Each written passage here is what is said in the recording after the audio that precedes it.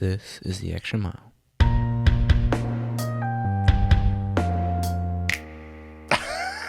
I couldn't hold it. Welcome to the Extra Mile. Oh, he's doing it. I'm here, G5 with Justin. This isn't not as fun when I do it, but this is what has happened. Oh, man. We should redo this. Nah, it's fun. No. Keep it going. We were talking about it right before the podcast of the power of the point. If you can't see us, if you're just listening, I cue Justin with a point. And so we were playing around with it before the podcast, of me pointing him at like random times. He couldn't control himself. He glitched. The blue screen. Glitched. Let me shut down real quick. And I'm back. Okay, good. Woo! Well, welcome to the Extra Mile, everybody. Thanks, Caleb, for everything that you do. You're welcome. Except for that time that you pointed at me wrong. Anyway, if you are just listening to the Extra Mile, we welcome you to like, comment, and subscribe. Thanks for listening. We hope you enjoy the conversation. Man. So we were talking about what we should talk about. And there's something I've been mulling over in my brain. I'll let you mull it over as well. Contentment, right? I was watching a movie the other day that was very interesting, and he had said a quote. It's probably a popular quote, but I just heard it for the first time, and it was, compromise is simply just being happy enough to walk away. It's not, he's like, compromise is not being so happy that you got your way. It's being happy enough that you walked away, that each party was able to walk away. And I thought that was a really interesting concept of a compromise. Like, okay. And then I got to thinking about contentment and how the two maybe go hand in hand. Like, maybe contentment is just a compromise. So that's my question. Is contentment just being happy enough to walk away? From life? Like, from anything. Like, whatever it is that you may not be content in. Oh, I don't have this big enough house, or I wish I was further in my career, or, I wish I was taller. That's not personal at all. Is me being content with that woe just being happy enough to walk away, or should I be searching for something else? Because I think when we talk about contentment in the Bible, are we saying it wrongly, or maybe we're correct? I don't know. This is just a fun search. You should be happy with, you get what you get and you don't throw a fit, and you should be unrealistically happy with the things that you've been given, But I don't know. Maybe we should be happy with a compromise. Does this make sense, or is this too much? It's an interesting question. So the first thing that I go to is defining content. Because when you use a word, words have meanings. Yes. So as an adjective, it's in a state of peaceful happiness. Mm. So peaceful happiness means that almost that you've gone through a journey, or that you've mentally arrived. So you've had to experience other stimuli that gets you to content, right? A contented state. As a verb, it's used to satisfy someone. Nothing would content her, it says. And as a noun, as a state of satisfaction. Or it's a member of the British House of Lords. Oh, okay. So that makes sense. I think we could probably ignore that one. But a state of satisfaction. Satisfaction and in a state of peaceful happiness. To be content means happy enough just to walk away.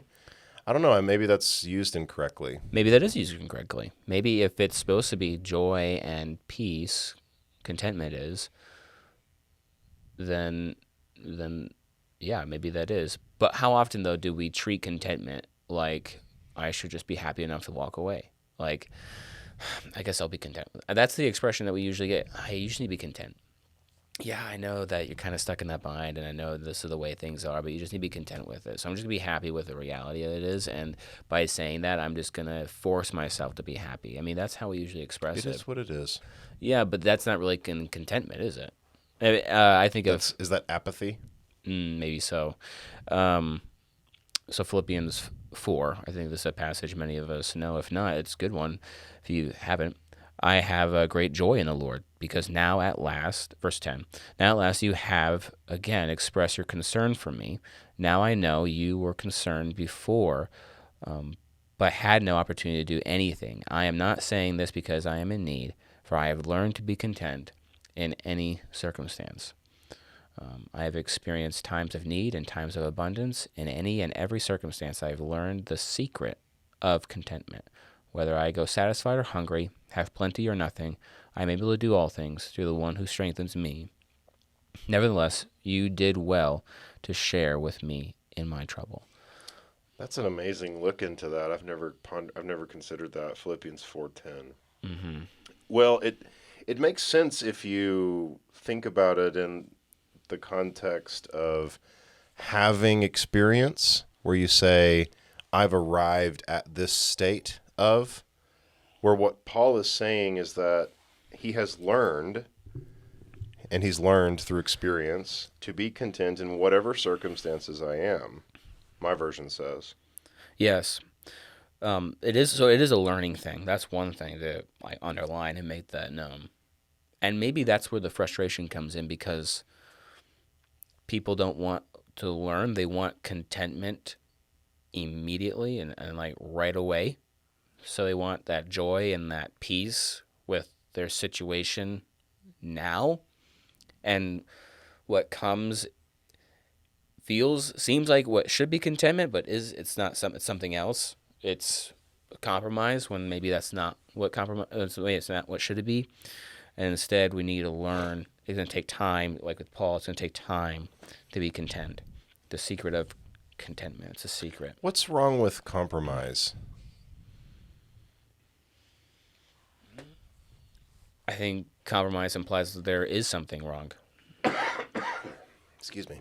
Like I'm compromising. Like I'm happy with a situation, or I'm forced to be happy with a situation that I wish wasn't the case. I wish I got my way. Maybe there's nothing wrong with compromise.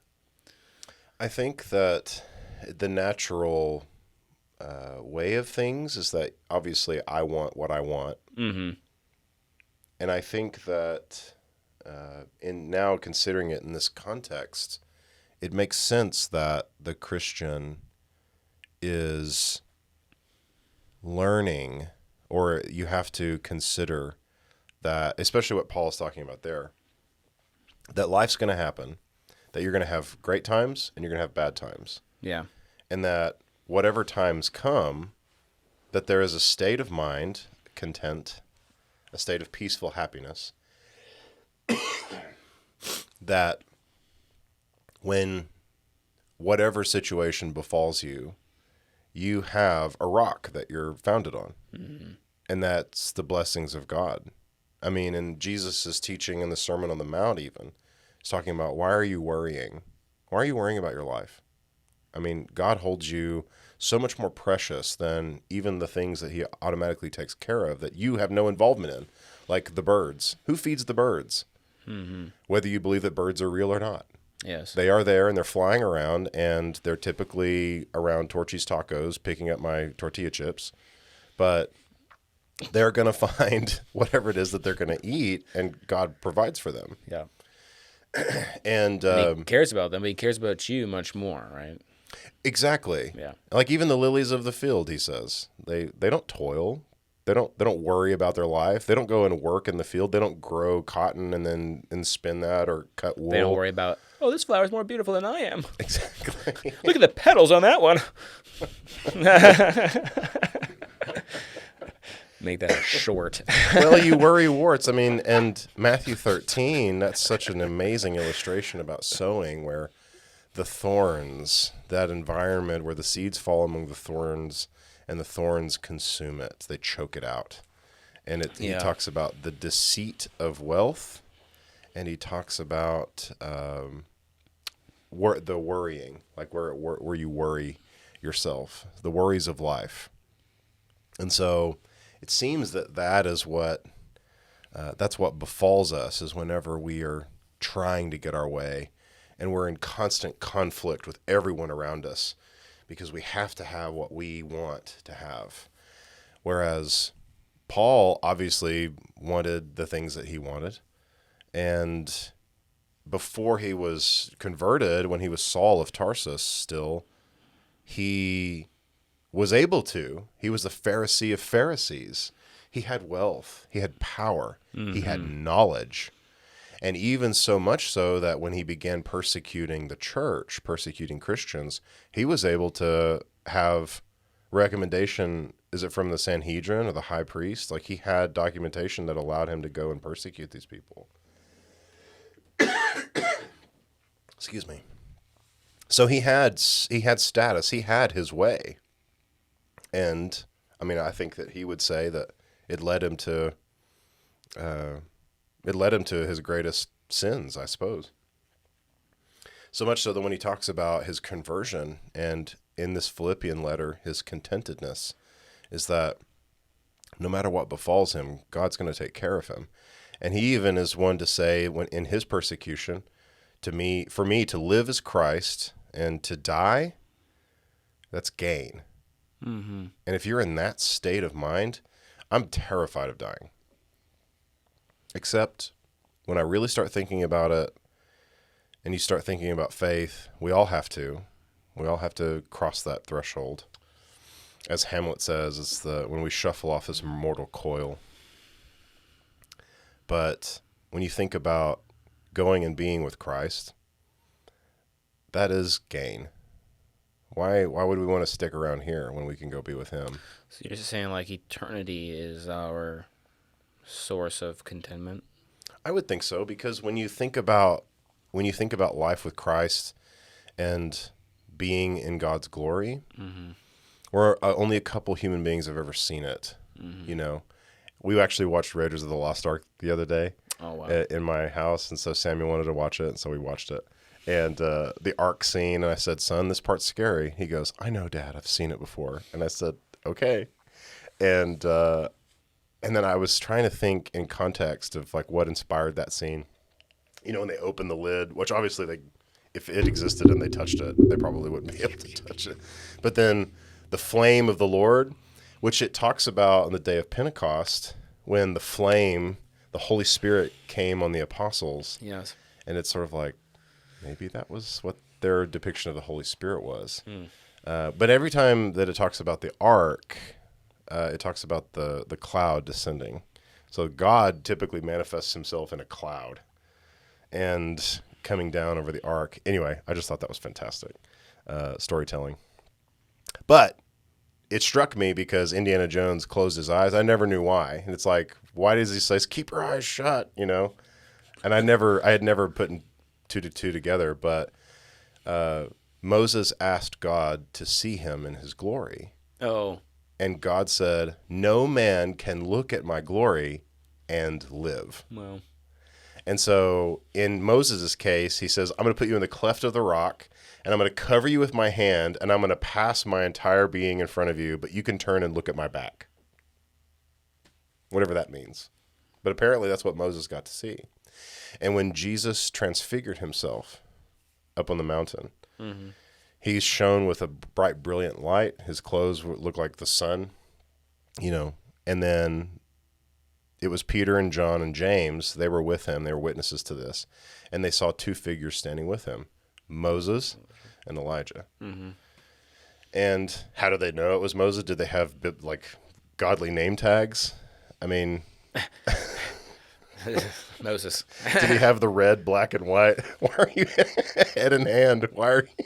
Was that bad? I've always wondered that. Like, how did they know it was Elijah? Some dude. But... Maybe, I don't know. Like, "Hey, Jesus." Jesus is like, "Elijah, Moses." But Moses, seeing God in his glory, he was able to do it in the eternity. So when you think about, like, all of the amazingness that is going to come... Who cares if somebody cut you off in traffic? Yeah, I get that. Did you just throw up in your mouth a little? You know what I'm saying? So like, it puts it into context of the fact that, yeah, I can go hungry for a little bit. I can do without. I don't need to have the thing that I want. I don't need a new Tesla. I don't need a fifth house, whatever. If you put it into that context. And then if you really take God out of it and look just solely at the acquisition of wealth, and you say, okay, how many yachts can you have? I'm going to have the biggest yacht, and I'm going to have anti-air defenses. I'm going to go live in the Atlantic. Yeah, I will say I found contentment with the house that I'm in when I went and visited a mansion. And I was like, oh. Why do I need this? This is just the same thing I have, but multiplied. It's with 5 bedrooms and with 6 bathrooms and the same thing. Yeah, I mean, sure, the floors are heated, but it's like... I have... it's just the same thing. I had a similar experience, and I won't go too far into the experience other than I was working at a house for a guy here in town who had an automation system, and I was working on it. And I spent a significant amount of time in the house trying to work on this system and did multiple jobs, rewired this, whatever. And I observed this person sitting at, they have, a huge dining room, kitchen, and then a breakfast nook with a table that had 4 chairs at it and then a TV right in front of it. And then he had a movie theater in the basement, and he had a billiard room upstairs. There was 12 TVs, and it was controlled by this automation system. And and this was one of the ones that when the Super Bowl was happening, and the 10th TV didn't show the Super Bowl, and I had to go fix it. And so that's the kind of stuff that this person had, and I observed them just living. And spent most of his day not in the movie theater room where I would have been, not in the grand living room with the 7.1 surround, sitting at the kitchen table with a short ceiling, crammed in this little corner of this mansion, not watching the TV, on the iPad.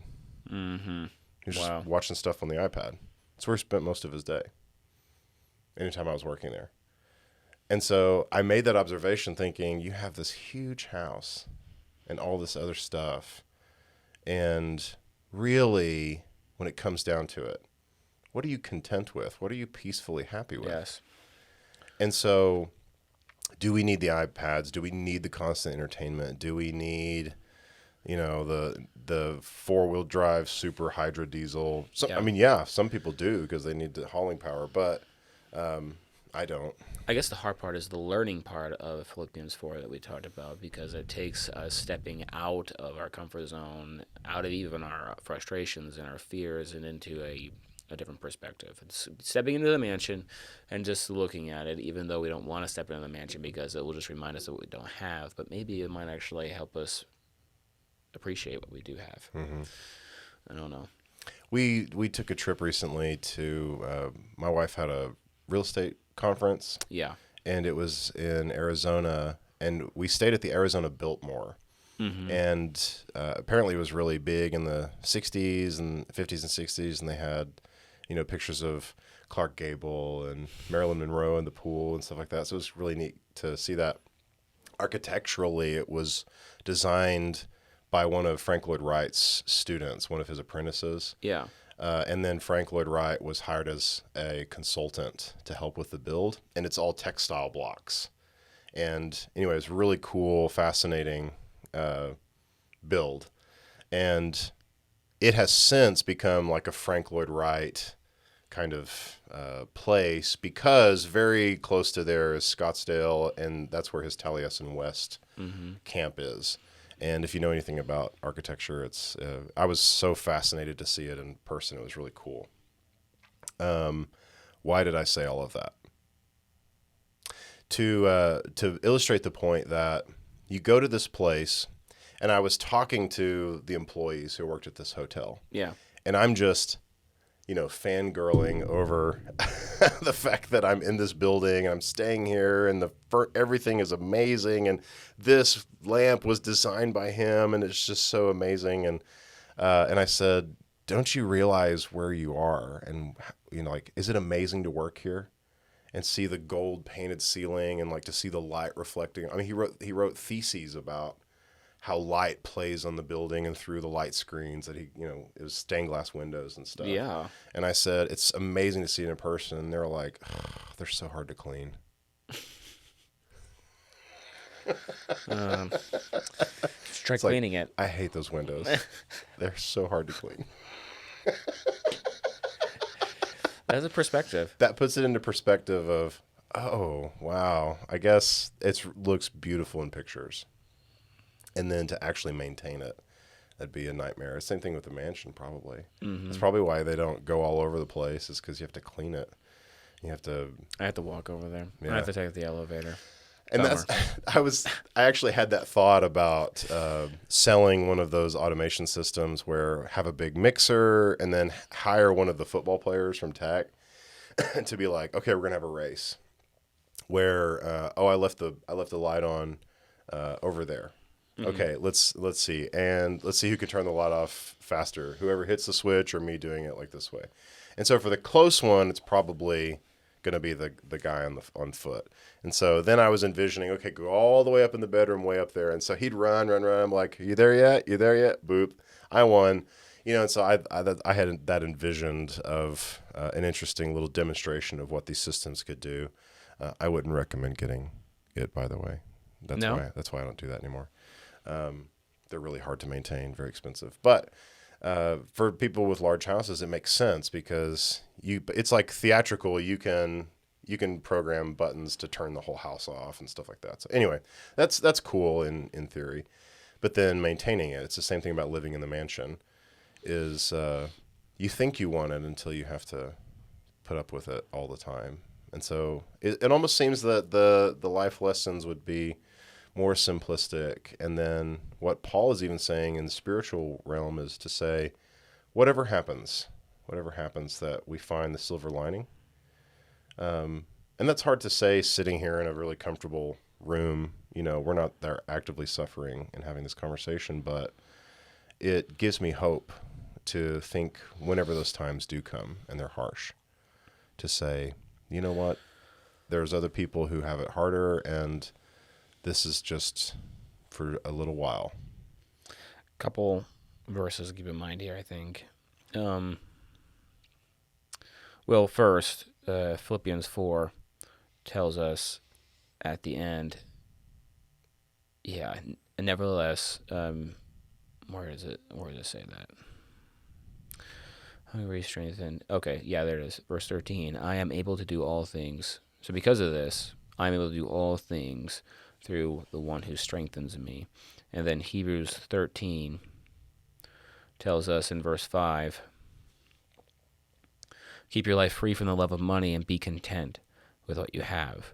For he has said, I will never leave you nor forsake you. It's kind of like, I can do all things through the one who strengthens me. So we can confidently say, the Lord is my helper. I will not fear. What can man do to me? So it's interesting.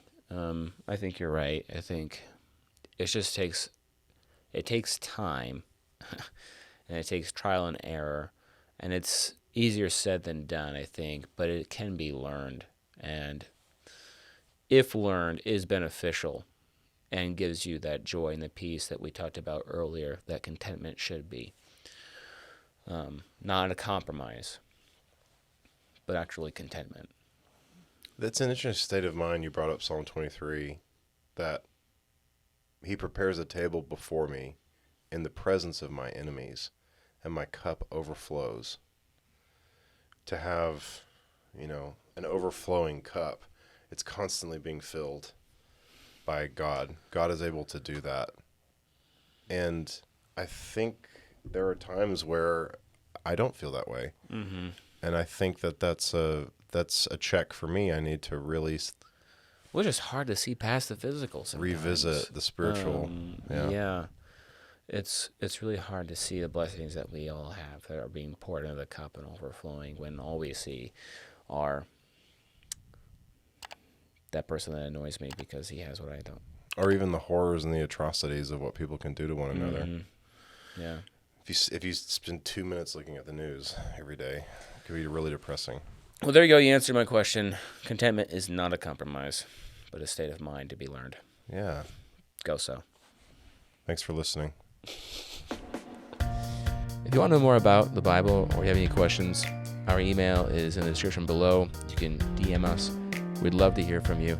And if you're looking for a church family or you're in the Lubbock area, we invite you to come visit and hang out with us in Milwaukee. We love for you to find a church who practices the love of Christ.